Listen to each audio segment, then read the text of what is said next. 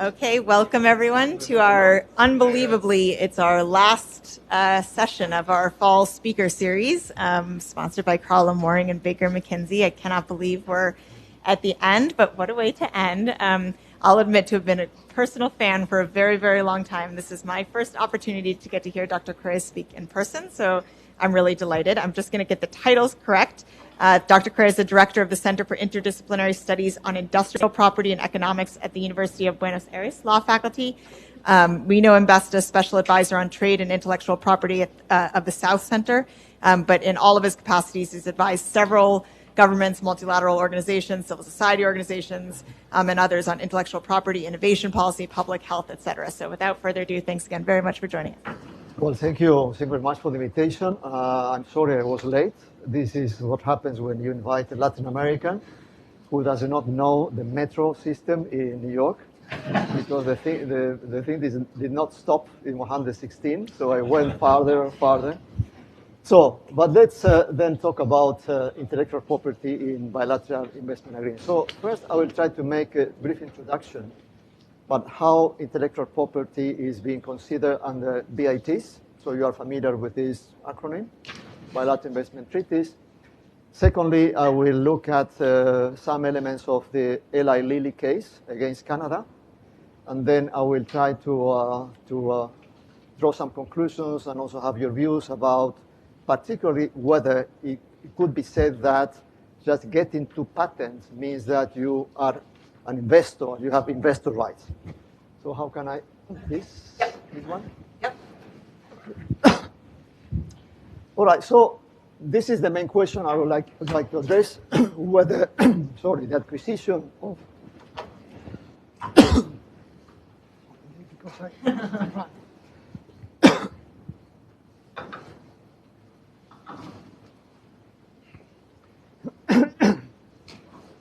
so this is the main question. We'll come back.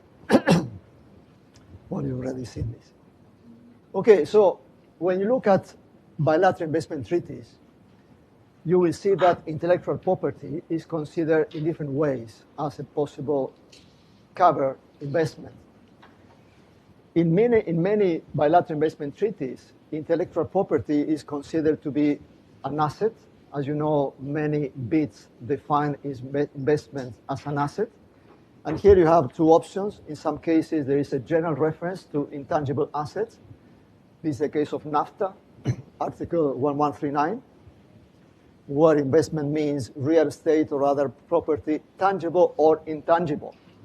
So here, intellectual property is addressed in a very general and indirect way.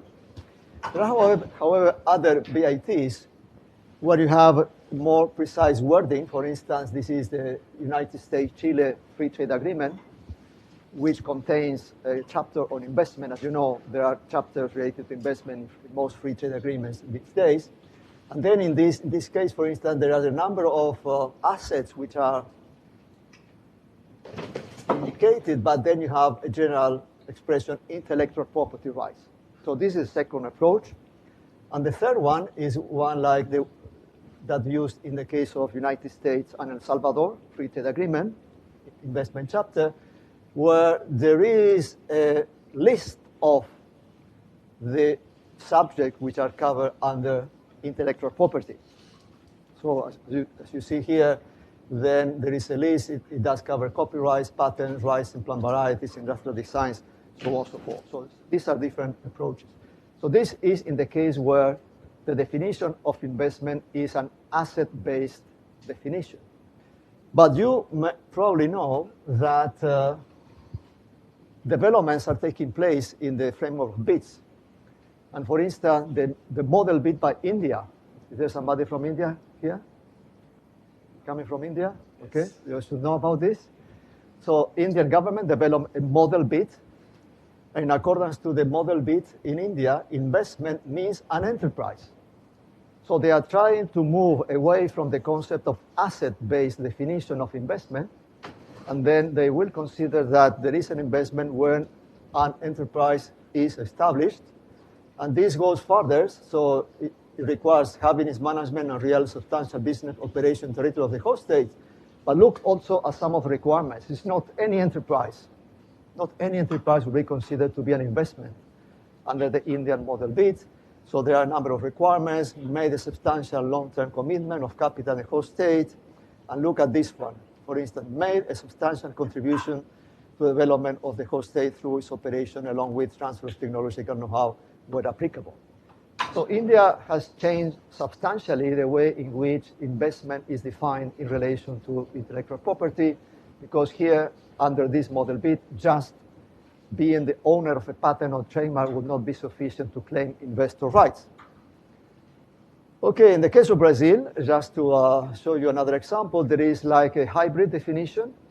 In Brazil, as you can see, still investment is based on assets or rights, so it's asset-based definition, but this is qualified because these assets should have the purpose of establishing lasting economic relations and for the production of goods and services. So there is some qualification. It's not just an asset, but an asset that generates some type of benefits. Okay, in the case of the jurisprudence that has taken place in relation to the definition of investment, the one which is interesting in the context of discussion I'm proposing you to have is this case, Grand River Enterprises versus United States, an investment case, where the tribunal said that claimant's activities center on the manufacture of cigarettes at Grand River's manufacturing plant in Canada for export to the United States. And then in this case, the very concept of investor was denied, and then the claim was dismissed because it was considered that although there were some investments in terms of applications for commercialization, etc., there was no actual manufacturing in the United States, and therefore the decision was that no investment was done. There is another case which is quite telling in relation to what has been considered in some cases as an investment.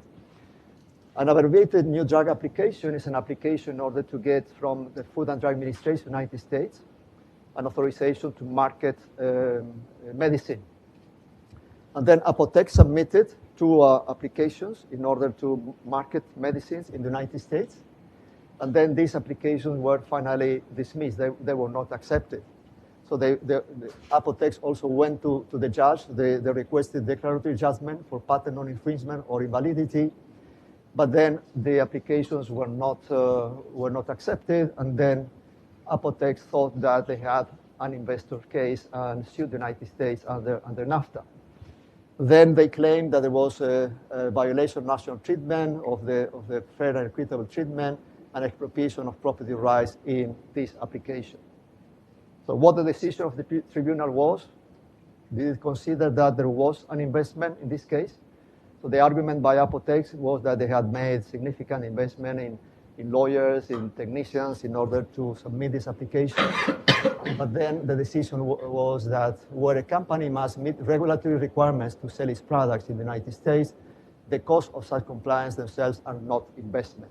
So while it was proven that there were significant expenditures by Apotex in order to get these applications through, then this was considered not to be an investment. And then, this is then one concept that was taken into account here was that medicines were to be manufactured in Canada and not in the United States. They were to be exported to the United States. And then they said legal fees, purchase of inputs in the United States, existence of an Apotex distributor is insufficient to create an investment, right? Then let's go. Then perhaps you are familiar, if you've studied investment law, with this case, the Salini, what is called the Salini Test, in accordance to which, in order to consider that an investment has taken place, there should be some elements there, a contribution of money or assets, a certain duration, an element of risk, and a contribution to the economic development of the host state. Of course, this is not necessarily what many investment tribunals accept as a doctrine, but this is an interesting indication of a line of thinking that would consider that not any asset might constitute an investment. There should be something else. For instance, in terms of these criteria, a certain duration, an element of risk and contribution to the economic development of the host state. Okay, so this is just as an introduction about when is there an investment, a protected investment under a bilateral investment treaty. And then let's talk about this Eli Lilly versus Canada case. In this case, Eli Lilly essentially got two patents, one on olanzapine and the other one on atomoxetine. And then these patents were revoked. They were challenged because of lack of validity. And then the courts in Canada, including the highest instance in Canada, considered that these patents were not valid because they did not comply with one of the requirements for patentability, the utility requirement. I'm sure you know that in order to get a patent, there are three requirements you need to meet: novelty, non-obviousnness in the United States, or inventive step in other countries, and utility. And then the courts in Canada consider, on the basis of a challenge by Apotex, that these two patents were invalid. Okay? Then let me tell you a little about these patents. These patents were based on what is called a Marcus claim. I don't know whether you're familiar with this. So a Marcus claim means a claim for a medicine, for instance, which is done in such a way that you include radicals R1, R3, and R2. And each of these may be a number of different substances. For instance, maybe 5 to 10 substances. So this means that under one generic formulation like this, you may cover not just one medicine. You may cover thousands of medicines, millions of medicines. So this is a practice in the United States and other countries where it is accepted that through this generic disclosure, you don't cover just one molecule, but you cover a family of molecules. In the case of olanzapine, the Marcus claim was so broad that it covered, and this is the truth, 15 trillion compounds. 15 trillion compounds. Okay? So what the pharmaceuticals company usually do, so they get first this Marcus claim. For instance, in Canada, this was granted for 17 years, and it was in the United States before the change in the TRIPS agreement. Then what they do, after some time, they come back to the patent office and they say, you know, we have surprisingly found that out of these millions of compounds, there is one which is very good. This is called generally evergreening. That means that the pharmaceutical companies aim at extending the monopoly through using some flexibilities in the patent system. So first you get the Marcus claim, which covers a big number of compounds, and then after that you request what is called a selection patent, and then you say, well, now I've seen that out of this, one is very good. And this is what Eli Lilly has done in the case of olanzapine. So at the time they submitted, they knew that olanzapine was the preferred compound out of these 15 trillion. But then Eli Lilly, after getting the Marcus claim, they applied for another patent, a selection patent on olanzapine, for the use of olanzapine in relation to schizophrenia. Well, the similar case was the other patent. We haven't got too much time to go through it. But interestingly, this is also some illustration of the strategy of the company. So when a product is commercially interesting, and this was the case of olanzapine, so the company tried to submit new patent applications in order to cover new uses. So in some countries, such as in the United States or Canada, you can get a patent not only on the product as such, you can get a patent on the use of the product.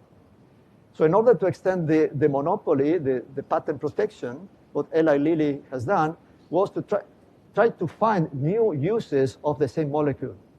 So, and this was so, this strategy then led them to submit between 1995 and 1998, 16 new patent applications for different diseases, like anorexia, depression, even Alzheimer, anesthetic agent, nicotine withdrawal, et cetera, et cetera. So many of these patent applications were rejected or abandoned because Eli Lilly was never able to show that, in fact, this magic drug could be used for all these diseases at the same time. Well, the same situation with amoxicillin. So they also requested a number of new uses. All right. But then These two patents were revoked, and the reason for revocation that was presented by the courts in Canada was that these patents did not comply with what is called the promised utility doctrine. This means that in Canada, in order to get a patent, utility must be shown at the time of the filing of the patent application. So there are three requirements. The first one is that there must be an identification of a promise of utility. So the patent applicant should say, well, I'm trying to get the patent on this, and this is useful for a certain purpose. This is the promise of utility. Secondly, there should be evidence about utility at the time of filing the patent. So that means that when you file the patent, you should have evidence that it is useful for something. So in Canada, it is not permitted to submit evidence post-filing the patent.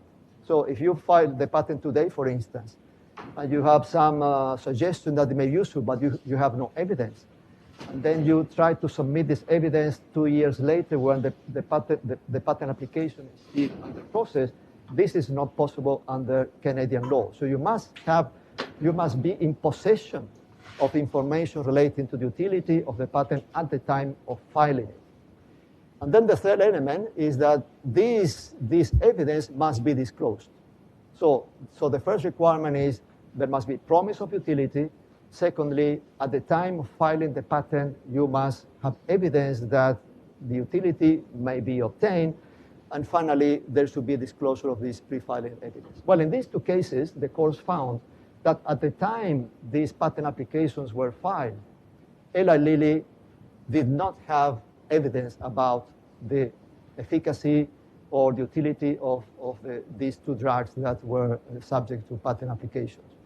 So this was confirmed by the federal courts, and they said, well, in fact, this requirement is not complied with, and therefore the patents were revoked. Well, so what did Eli then has done?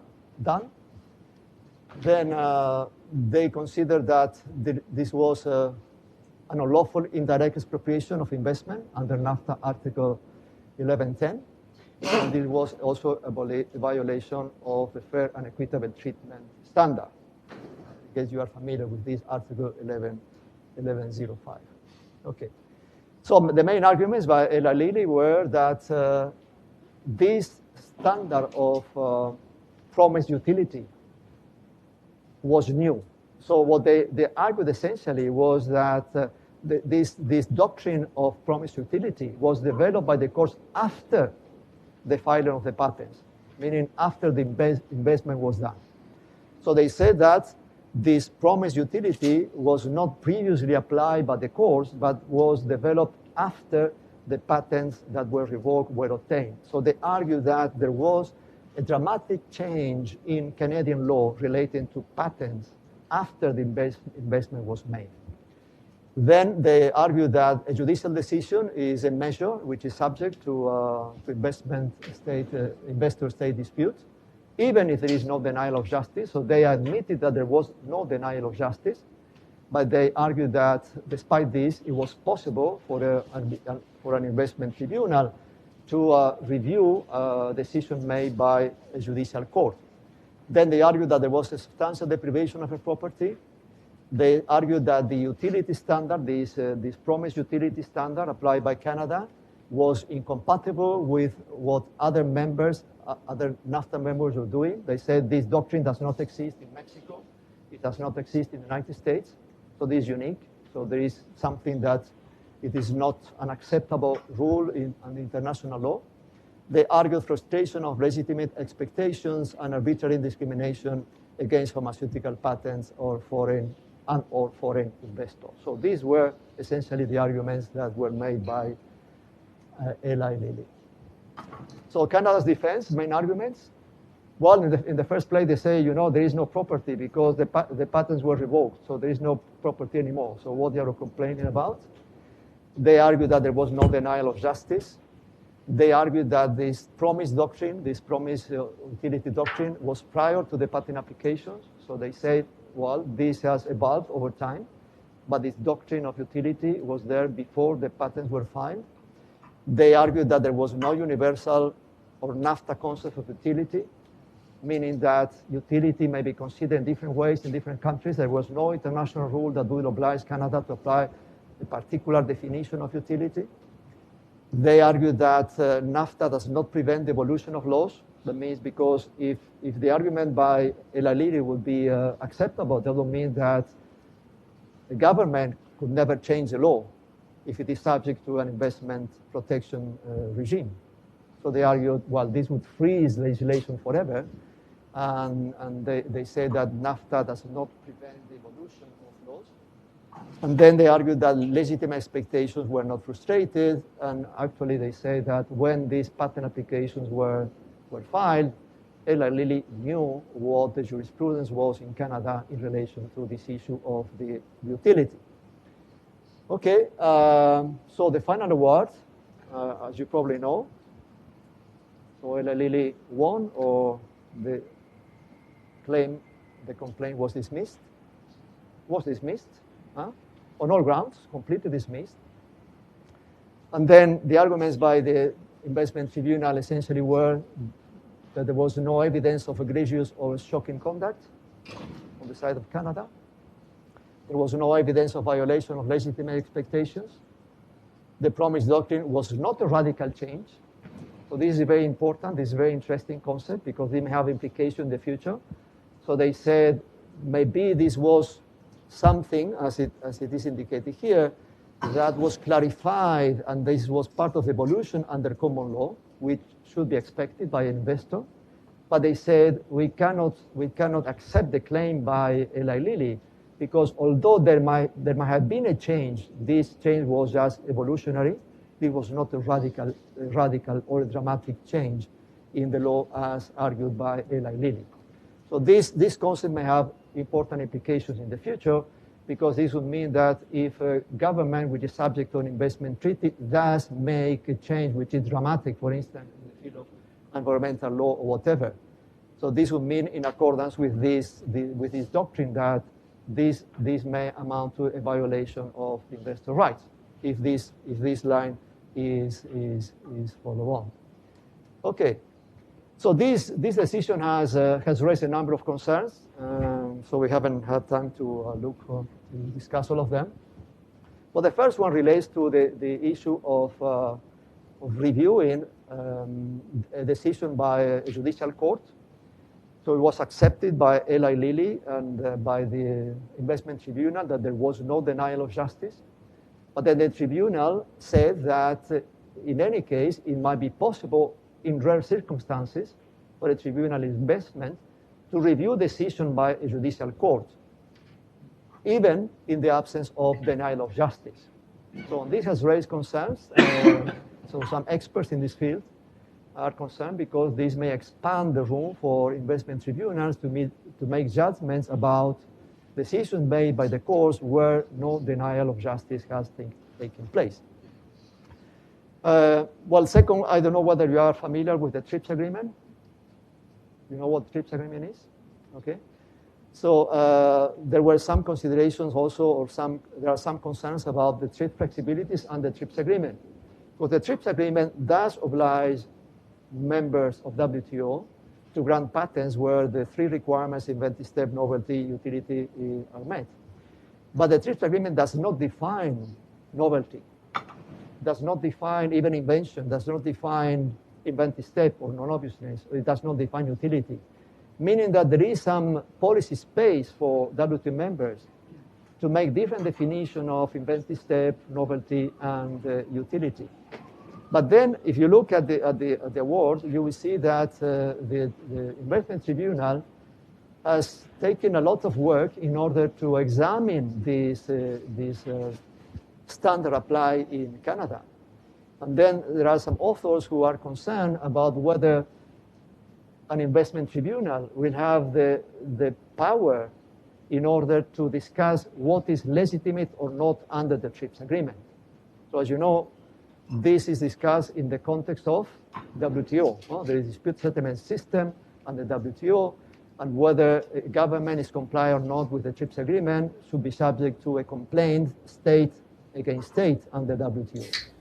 In this case, the tribunal, so they took the liberty to make a very deep evaluation of the extent to which Canada was in line with, let's say, international law. So they say it is not the same as in the United States, but in Mexico, but still is an acceptable standard of utility.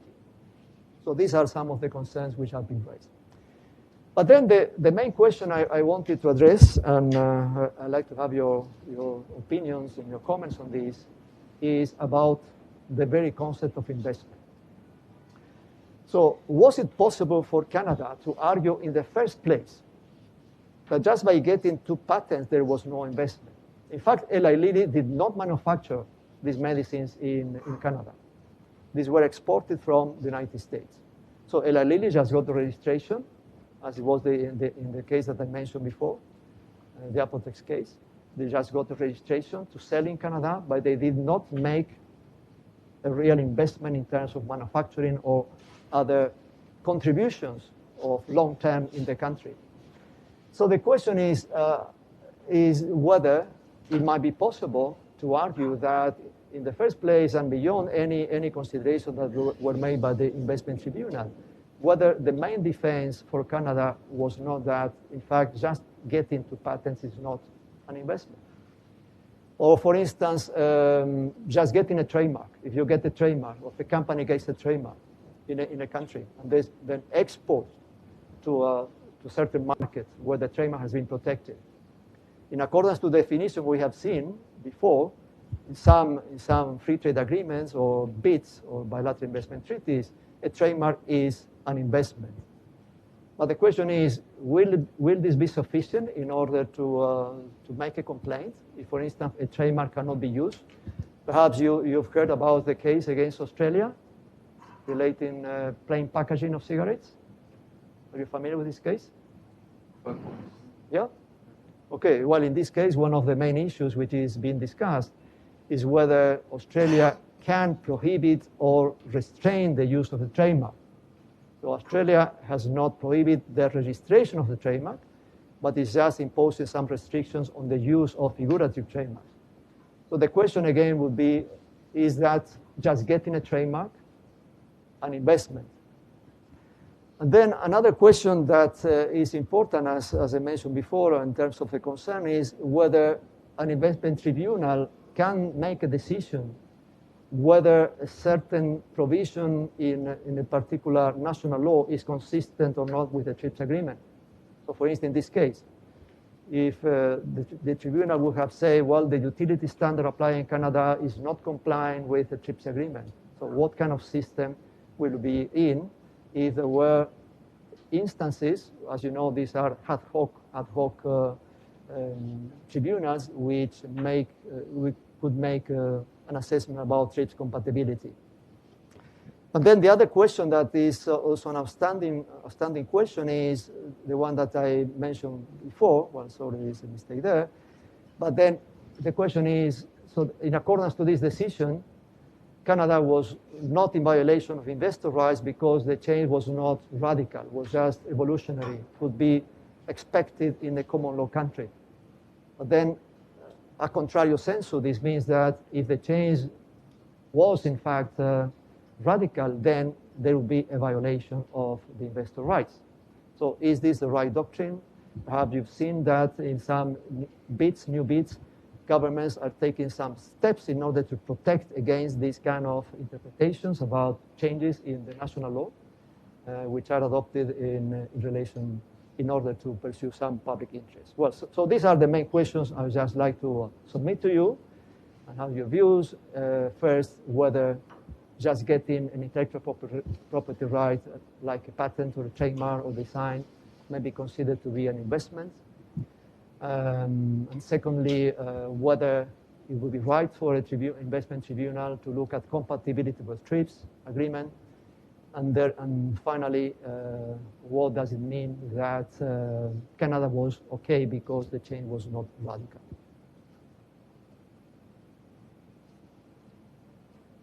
Okay, so these are 3 questions. Huh?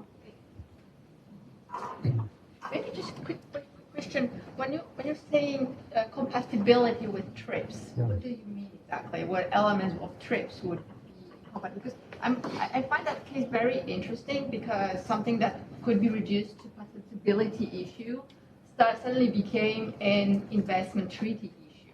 Yeah. So I find it interesting in this first place. And the second question is whether IP rights are arbitrable or arbitrability of IP in the second place. And third place, what exactly, what TRIPS articles are being put in question? Well, in this case was Article 27, Paragraph 1, which obliges WTO members to grant patents when there is an invention, which meets the requirements of novelty, inventive step, or non-obviousness and utility. And the issue is whether it would be appropriate for an investment tribunal to make an interpretation of what is the meaning of this provision in TRIPS. This was one of the arguments by Canada, saying that this is not the appropriate forum in order to determine whether the Canadian law in relation to utility is or not compatible with international law. Because the argument by Eli Lilly was that the utility standard in Canada was not the same applied elsewhere. And they argued that there was like a harmonized standard that Canada was not complying with. And they suggested that Canada should apply a standard which was a different one. And this would mean that you are giving an interpretation to TRIPS, which clearly leaves some freedom for countries to decide how to define utility. Yes? Thank you for the presentation. Very interesting topic. Just two comments. Regarding investment, if you have a very open, very wide asset-based definition of an investment, well, clearly this could fall under the category of investment. And now the question is, how are we to assess, or how should a tribunal assess the awarding of damages? If you only have the first step towards getting a patent, and you might think that's an investment, but what's the damages that you can claim out of a denial of a specific procedure? And on the TRIPS question, hypothetically, the tribunal could only look at NAFTA, and by assessing NAFTA, they could have said that this was a violation of a NAFTA provision without looking into TRIPS. Then Canada could take the same issue to a TRIPS, or someone could take Canada to a TRIPS dispute resolution to its next, and find that the TRIPS, that the Canadian measure is TRIPS consistent. Then you would have these two decisions that have to live together without even touching. I mean, the NAFTA tribunal would not even have to touch upon the TRIPS agreement, but the result would directly touch into the consistency of TRIPS.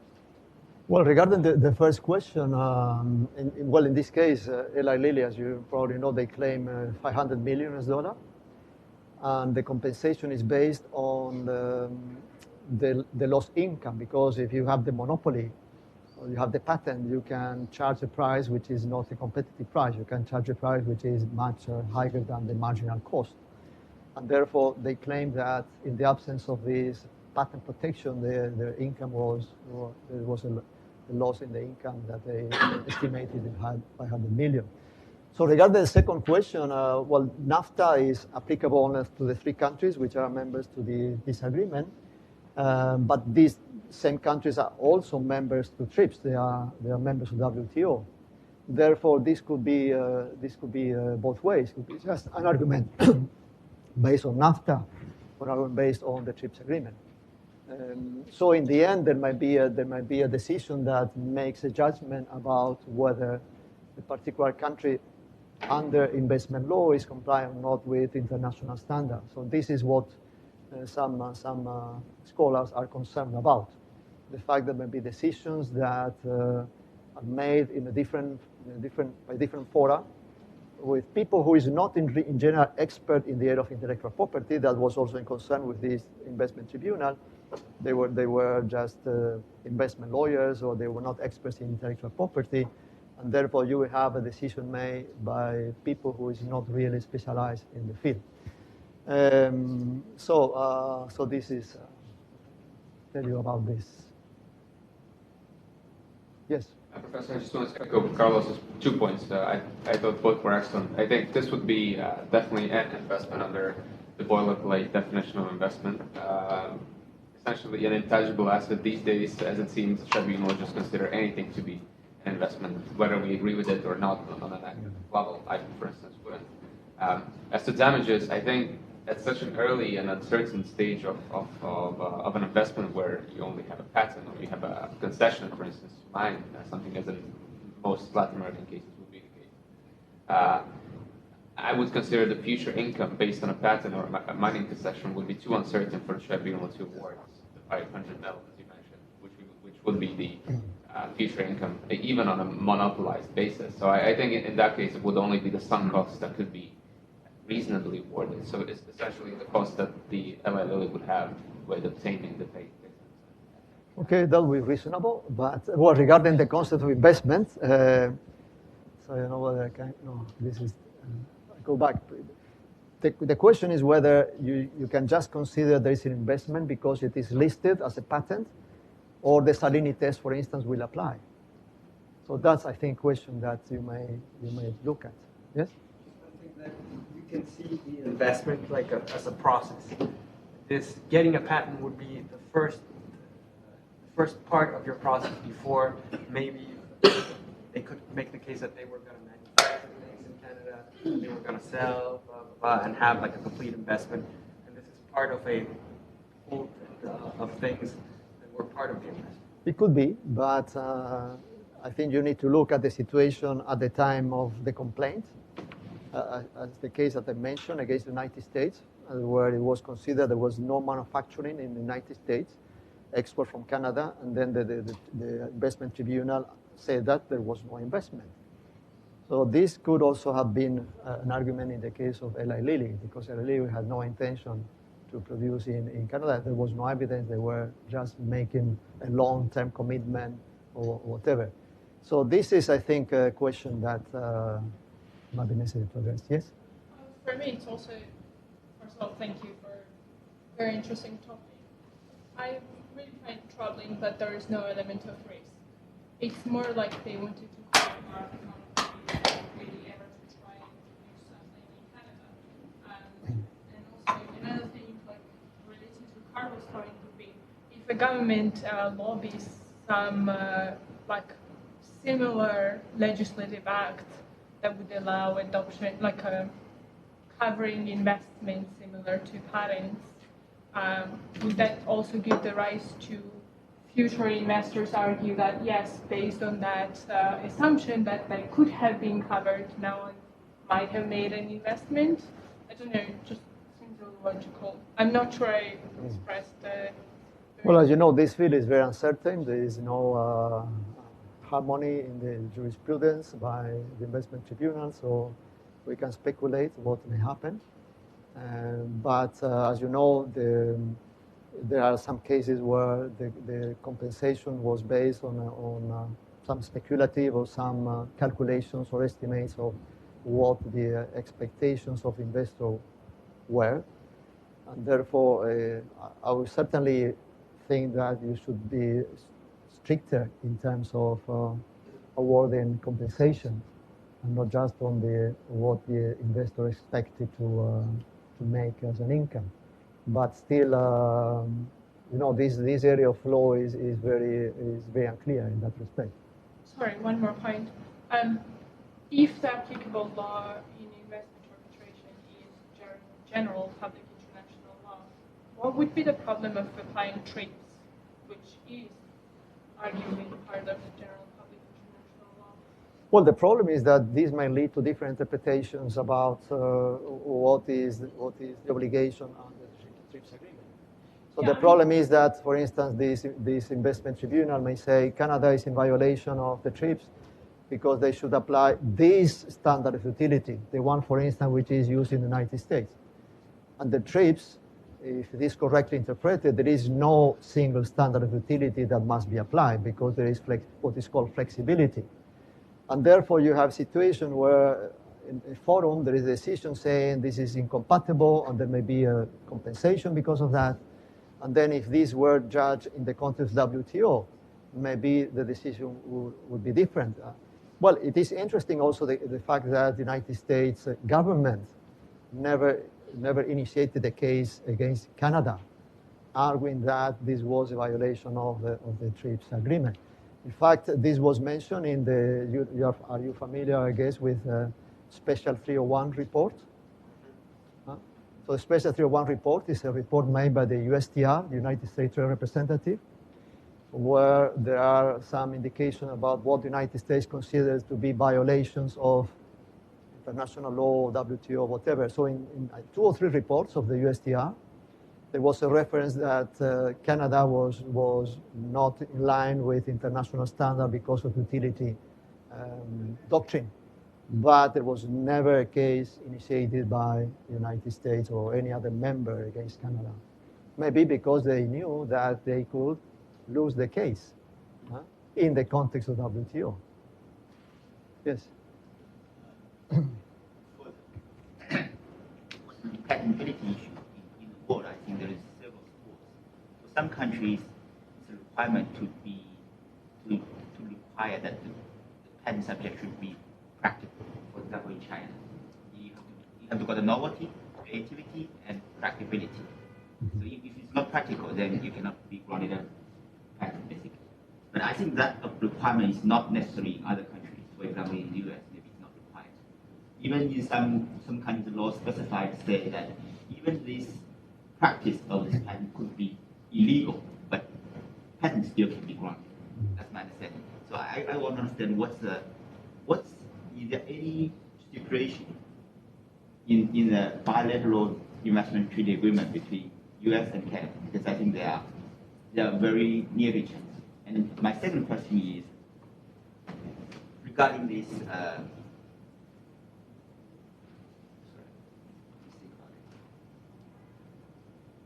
So why Eli Lilly argues that this is the investment? Why this initiative? Why they just directly start saying this is against the bilateral treaty? So our patent should be granted, and if you do not grant, then it's wrong, right? And another question is from the general question. So, if my understanding of the investment definition is correct, there's two ways. I think the traditional definition of investment is like whatever investment you make, you buy a property, buy asset is an investment. But gradually we are switching to active investment. So you have to actively manage it. You're not like passively invest something and you can call it an investment. But it's also different because in some securities investment it's still passive. So what's the trend here? Okay. So regarding the first point, well, China may apply a different criterion of utility. So as I mentioned, there is no international rule on that. It may be different. There is, of course, nothing in the NAFTA or elsewhere in relation to Canada and the United States, which will provide the definition of how utility must be defined. So the fact is that Canada has developed a concept of utility which is maybe stricter than in the United States. In the United States, utility is judged in a very lax manner. So you just need to show that there is a possibility of practical use, and that's enough. There are very few cases where there might be revocation of a patent in the United States because of lack of utility. So Canada then moved into the direction, so you need to really show that there is a promise of utility and you are in the possession of the information at the time of filing. So it is not legitimate to develop the information after the filing of the patent. So this is what has, that was the very reason of the decision by the Canadian courts. So regarding the issue, these developments in relation to the definition of asset, for instance, the Indian bid. The Indian bid was developed on the basis of the concept of enterprise, because, as you know, many developing countries have suffered a lot from investment cases. There have been about 700 investment cases, and many of them against governments in developing countries. My own government is the champion. It has got the largest number of complaints and investment treaties. And then India also suffered out of this, and then they consider that we are going to protect investment when there is a real development in the country, activity, technology contribution you have seen. So this is a shift in the concept of when protection should be granted, not just getting an asset will be enough in accordance with this. So Brazil is moving to some extent into this direction. And in fact, the future for other bids will depend very much on whether, for instance, the Salini Test gains momentum. There have been some decisions after Salini Test which do not accept the test as such. But if the tests like this were accepted more generally in investment decisions, this would mean that you will have a different approach towards investment. It will not be just enough to apply for a patent or to get a patent, to get a trademark. There should be something else in terms of risk, in terms of duration of investment, and in terms of, he said in the Salini Test, of contributions to development of the country. So this is a possible evolution in investment law that might be interesting to look at. Okay, another question? Okay. Well, thank you very much. I'm sorry I came late.